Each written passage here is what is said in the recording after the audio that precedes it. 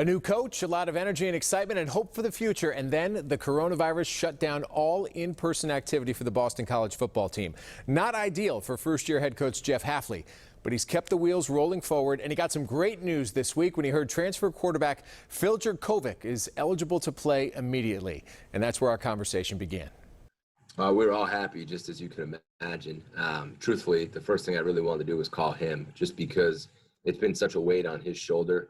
You know, he's been through quite a bit, and he was just really anxious to find the result. The kid just really wants to play football, and the longer we waited, I think he began to doubt whether or not he'd be able to play this season. So just really calling him was one of those phone calls. You get that smile and great feel. Just really happy for the kid. I can't imagine all of the different challenges that you're trying to manage. Can you begin to prioritize or make a list of just what has been the biggest challenges for you? Because clearly you've done things as well as you can, but there are things you just certainly can't predict going through this process. No, you can't predict. And there's different challenges every day. And there's been really different challenges since we kind of went home to start the pandemic. The initial challenge was trying to connect with our players who we really didn't even know that well.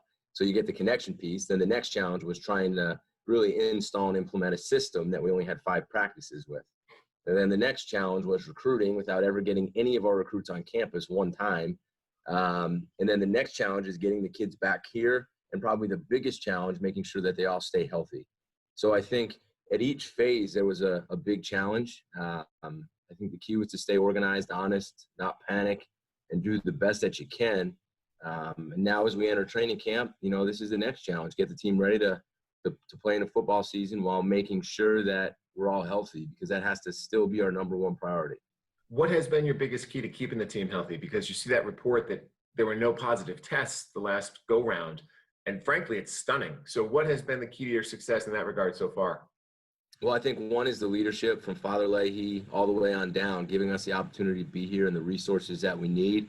And then our team doctors having an unbelievable plan with our training staff.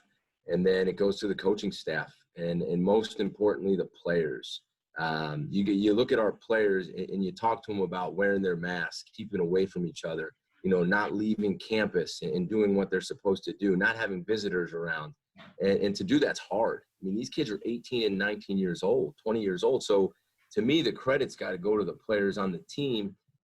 It shows the love they have for one another. I'm not going to leave and risk getting sick because I don't want to get my teammates sick. So it's a very unselfish group. It's a group that really came together. But I got to give them a ton of credit, and I appreciate them so much for that. You talked about the masks that they're wearing just as they social distance, but there's also, once you hit the football field, a whole brand new contraption that's being put on the helmets. What sort of feedback do you get from them? I know they haven't gone through a full practice and it's going to take some getting used to, but when the guys throw that on and basically their entire face is covered, what's their reaction? It's almost like a hockey mask, you know? Yeah, that will be the next challenge. So they're all in now, and there's actually like a spray we use to make them not fog up. So we've been working hard on that. So today they'll try them for the first time. So I'm hoping they're okay. But I think we have the type of guy that they're going to say, coaches, if this is going to keep my teammate and myself safe, then we're going to wear them. And if I have to adjust because it gets too hard or too hot, then we'll do things to adjust without taking their safety away from them. So as you hit the field, how do you, I guess, balance the social issues, when I say social, I mean the pandemic issues, with the football issues? I mean, what do you got to do to get this team ready to play in the system that you want to get in place? Well, we got to be really smart as coaches because we've had a little bit less time. So we got to find out, like we all have these big playbooks, right? We got to find out what exactly we can get in and have them really master in a shorter period of time, since we really didn't have spring football. So we got to dial it down a little bit, and we got to watch really carefully, and we got to see what we can really execute at a very high level. And still, we can't just jump into this thing like a normal training camp, because their bodies really aren't quite what they would be if they'd been training with our strength coaches throughout the spring, throughout the summer. So we just got to be smart still. And we got to make sure they stay healthy, not just, you know, away from the virus, but we got to make sure that their bodies are healthy and that they can handle the load that we're going to give them.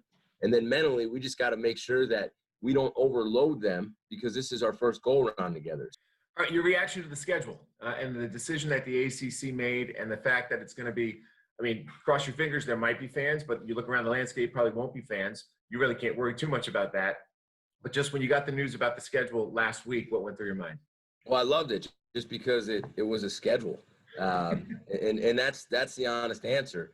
And, you know, I jokingly was, you know, just talking to my wife. I didn't care if we were playing the same team 12 times. I wanted to see a schedule because our players were here and working so hard. They needed to kind of see the light at the end of the tunnel there. And that schedule kind of showed them that we are taking steps to play.